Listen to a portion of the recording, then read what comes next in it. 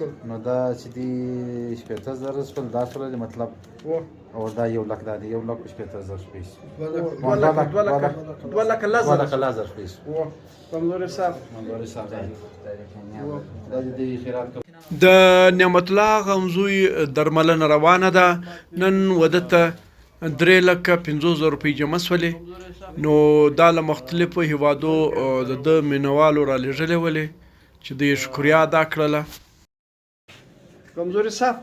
دا خو د ځوان تا ته پیسې راوړې دي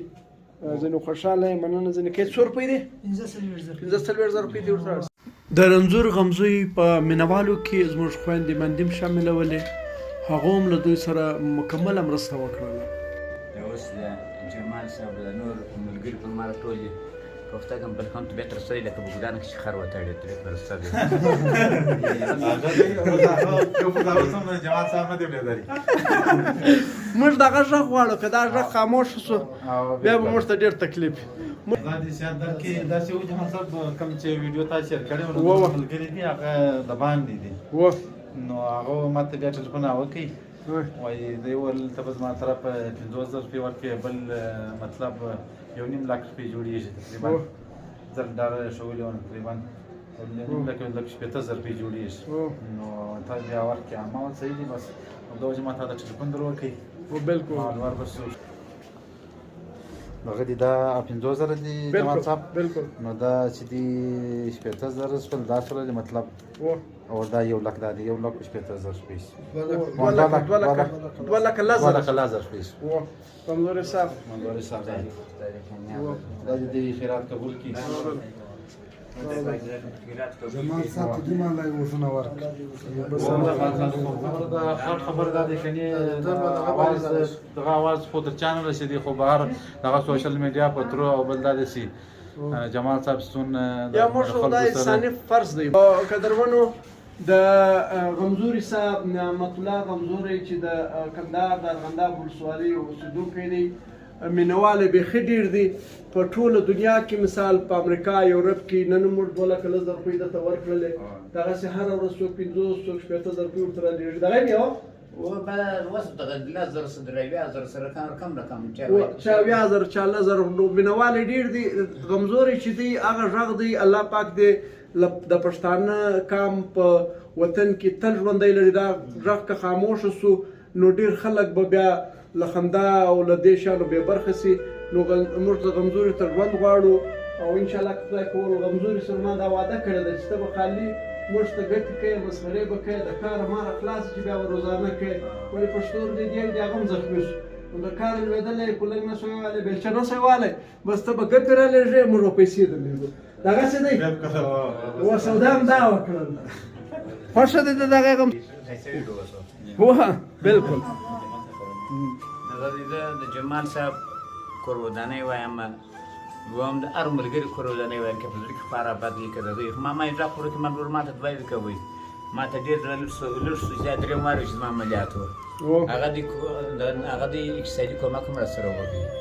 که ما نه وي چې ما سره کومک وکړي ما ته دوی وکړي ما په اخر باندې غږ په هغه وکړي سړی که سبا مردار شوی یم بله به بله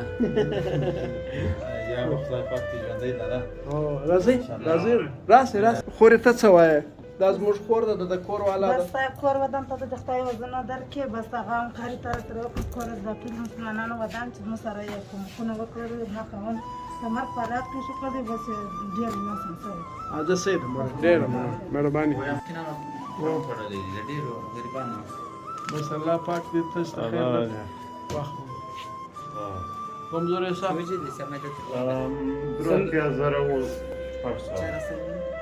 د امیدو نکیب صحیح قربانم زه الله دې اجر ورکړي غمزوی صاحب ته څه وایي امیدو نکیب ته څه وایي 90 روپۍ خدای پاک د غوی په خیرات کې 3,000 روپۍ دي وکړو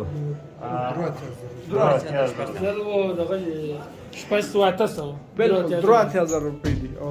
الله پاک دې اجرونه درکړي الله پاک دې زه ورې غمزوی صاحب دا خو د ځوان تا ته پیسې راوړې دي ځینې خوشحاله یم مننه ځینې کې څو روپۍ دي 15,000 روپۍ دي ورته کور ودان نو الله پاک دې اصلي ریاض کې رسول شاید چا صدیق الله له جرمني رسولې دي صدیق الله یو جرمن الله دې ته ژوند ورکړي سیم کور ودان چې زموږ د پښتانه د هغه غږ چې وروره ګرد وطن د ګرد وطن په شونډو یې مسکا ژوندۍ ساتلې ده نو دته دې الله زندګي ورکړي د صدیق الله دې الله پاک په رزق کې برکت واچي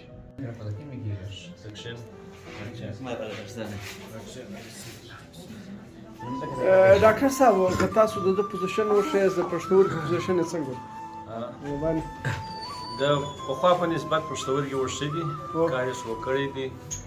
امتیاز یې شاشې جوړوي سره باقي هم درېدلي دي فلحال څو شپې کې موږ ډایلیسیس هم نه دی کړی سره خدای دلته دوه پایپه لګېدلي په دواړو کې پایپ را روان دي دا د اوبه هم را روان دي دغه دي دا